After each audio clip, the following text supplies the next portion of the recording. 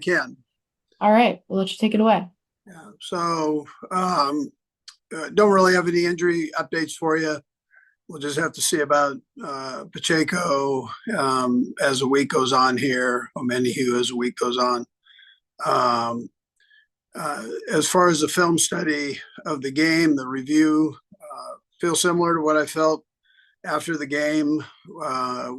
There were some good things that took place, but there were some things that we need to work on, especially when you're playing a good team like that, where every series is an important series, whether you're on the offensive side or the defensive side. And any mistakes can get magnified tenfold because of that. And you've got to make sure that you're sharp and whether it's assignments or execution, and we can do better in that area.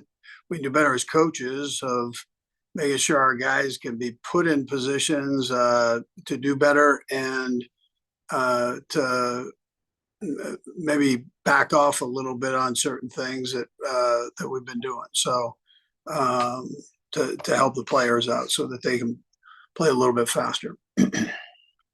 So, anyways, in general, that's what I would tell you on both sides of the ball. I'd tell you on the special team side, I thought we did some good things, in particular with Spencer and his kicking. I was proud of the kid stepping in. That's a tough environment to step into, and he did well with what we asked him to do. So, anyways, with that, time's yours. We'll go first to Matt Derrick. Matt? Hey, Coach, after the game last night, you mentioned wanting to look at that Xavier Worthy catch down the field on the sideline a little bit more. Do you feel any differently after looking at it, as far as, is that a learning experience for Xavier, or is that just, what Patrick said that, he throws the ball a little bit differently, that's a walk-in touchdown? Yeah, if Pat could have seen him earlier, then that's part of it. But once you're there, he could have dragged his foot to keep it in.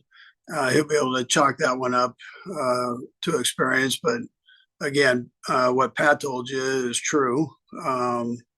And so that combination, those are the little things, though. You're talking about 7 points there against a good football team. So you got to make sure that we take care of business on both ends there. We'll go next to Jesse Newell. Jesse? Hey, Kelsey, I have a follow-up too. Hey, Andy, you just said you wanted to back off some things to help your players. Can you just give an example of what you were talking about there? Yeah, so maybe it's motions or shifts or that type of thing on the offensive side. Spags, I haven't gone through it with him yet, so but they're just they're little things, but sometimes little things can add up.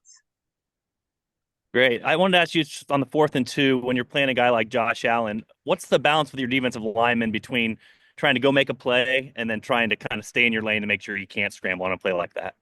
Yeah, that's a tough thing to do. I mean, it's especially when you're right there, and listen, this was not an effort problem on either side of the ball. It was just an execution part, and you want to try to stay in your lanes. Sometimes when it extends that long, that's a tough thing to do. I mean, the guy's moving around, and all of a sudden those lanes become skewed just a little bit. So, but listen, I appreciate the effort on it. The guy made a great play, and we'll go back and learn from the thing and see what we can do better on that. We'll go next to Pete Sweeney. Pete? Coach, it felt like coming into the game that Travis Kelce and DeAndre Hopkins were breaking out in a sense, and Buffalo was able to limit them. I was wondering on your second look what you might have saw from Buffalo that led to some of that. Yeah, well, they bracketed Kels up in certain situations. DeAndre, they tried to do in certain situations.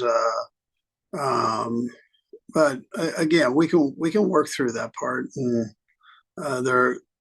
they're not the only two on the field. So the other guys have opportunities when that happens. It looks like we have just a couple more for you, Coach. We'll go back to Matt Derrick. Matt? Yeah, Coach, I also wanted to ask about just the pressure you're able to get up front defensively. Last couple of years, you obviously been second in the league in sacks. This year, it's been more difficult to come by.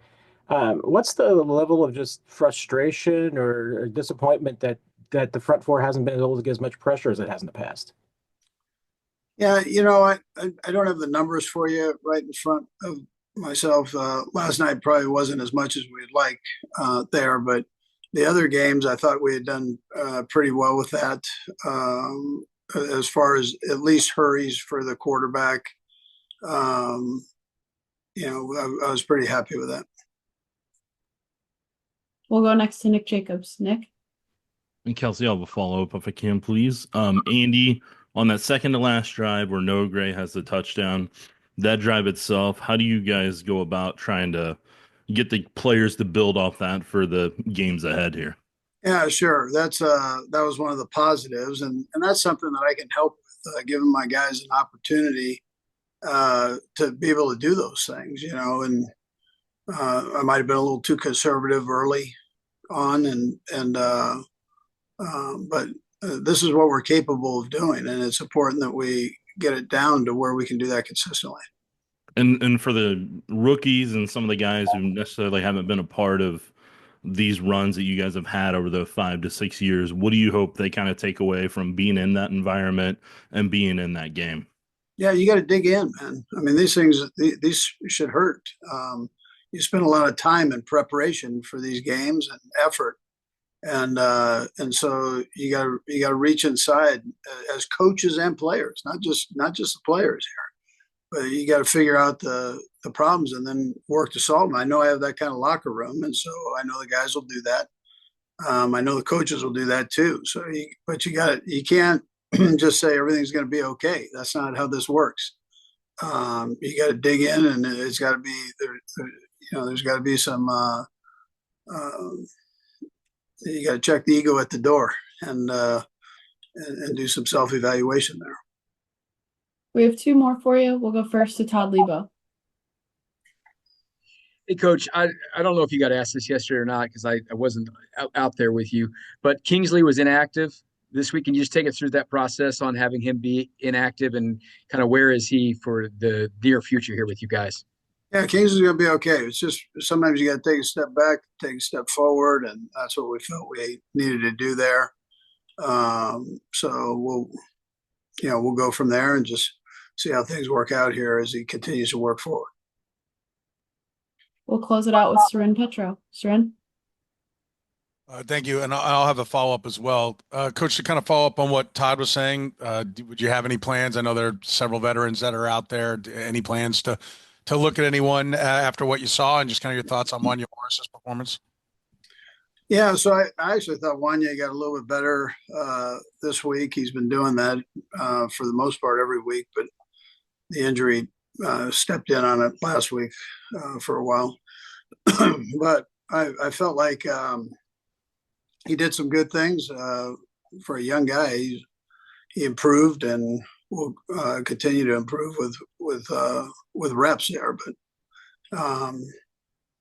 and then as far as a veteran player goes, Veach is always keeping his eyes open. So he would be the one that heads that up, and he's obviously he bird dogs all that. And then finally, just the undefeated talk. Do you find that it's now gone? It's not something you have to do. You guys have always said, the goal is to win a Super Bowl, but it's whether you talk it or not, it gets thrown at you. Is it a welcome, relief to not have to answer that anymore, or maybe for your team or some of the younger guys to not have to answer those kind of questions anymore?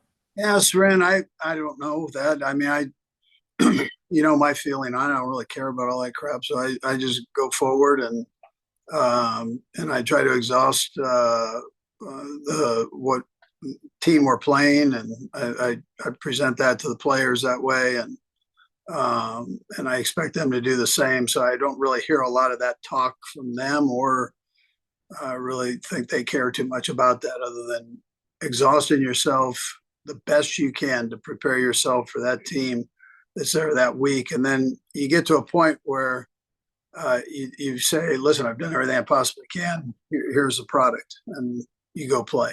So, Coach, we appreciate the time. We'll let you get back to it. all right, take care. Thanks.